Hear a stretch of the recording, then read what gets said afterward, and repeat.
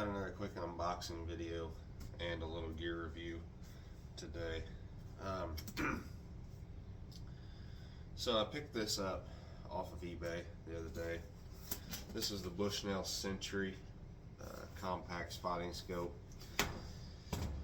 It's a 18 to 36 by 50 spotting scope. I bought it used without a scratch on it. I mean, the case has got a few roughed up places on the front of it, but it is absolutely immaculate as far as the scope itself goes.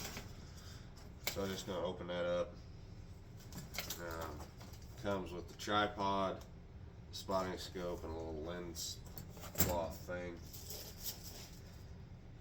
So here's the scope itself. You got all the lens covers and stuff for it. Variable zoom. I took it out the other night when I first got it and glassed through it out to about 200 yards. It's clear for what it is. Let's just be honest. When you're talking about spotting scopes like this, when you're talking about glass in general, what I've found, if you give under, I'm going to put a safe mark and say 350, you're not getting optimum quality glass. My favorite pair of binoculars, I don't have a pair, my dad does. My favorite binoculars are the Leupold BX4 series. For a good, I would almost call them mid-range, mid-tier binocular at about $750 to $900.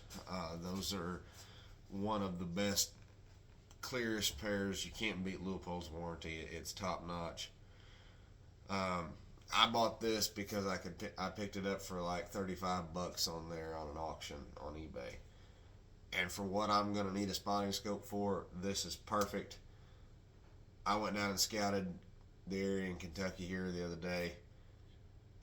Let's just say 25 yards is going to be a long shot. I found two places where it would probably be over 300 yards of viewing clearance.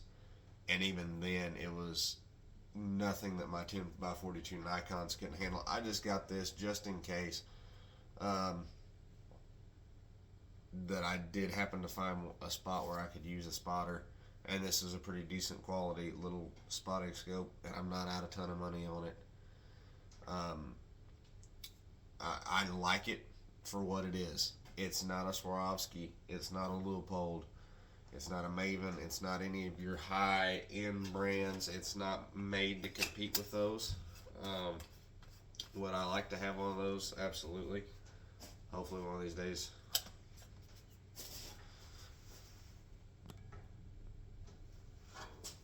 Hopefully one of these days I will have one, Lord willing.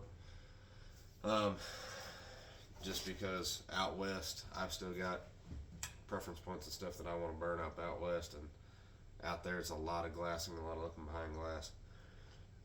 But that's the spotting scope I picked up for this hunt, and it's not just going to be used for that. You'll see it on some of our range videos and stuff as well. But here's the other thing I got, and I'm going to go ahead and open it up real quick. This is something I have, another one of these, made by a different manufacturer, and I like it. It's just kind of, I know guys that have used these before, and I've borrowed theirs, and I really like them. So what this is a new, brand new,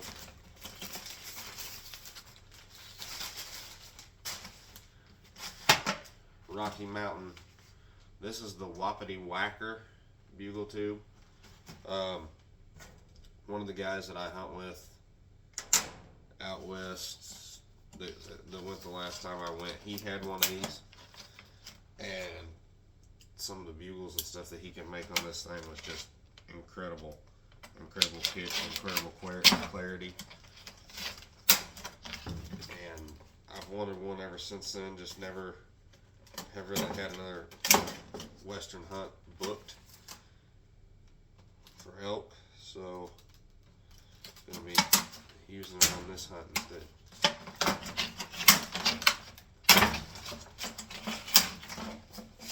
So there it is. It's got the Sitka cover on it. It's a really good size when I compare it to my other bugle tube, which is right around the corner here. So this is my other bugle tube. This is a Wayne Carlton, and it's nice. The mouthpiece on it is much larger than the Rocky Mountain, but I like some of the features of this Rocky Mountain tube. It looks really cool. I got my Primos top pin diaphragm call here.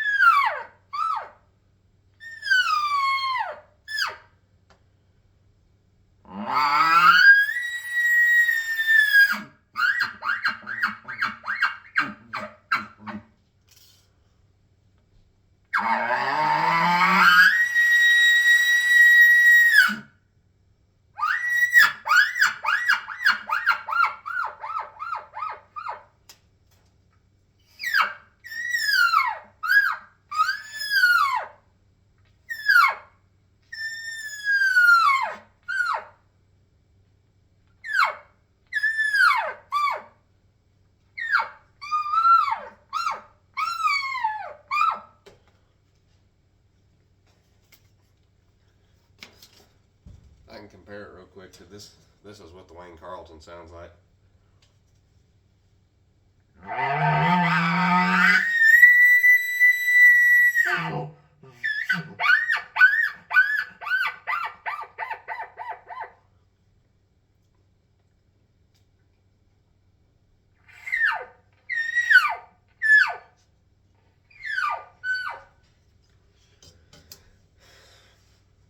So the Wayne Carlton is not quite as clear. It doesn't have these clear ringing notes that the Rocky Mountain has.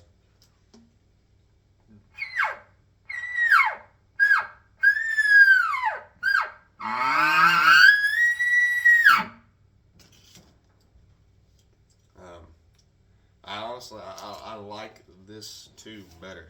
I really do. And I got it cheap for a brand new bugle tube. I think I give $40 for it or something like that.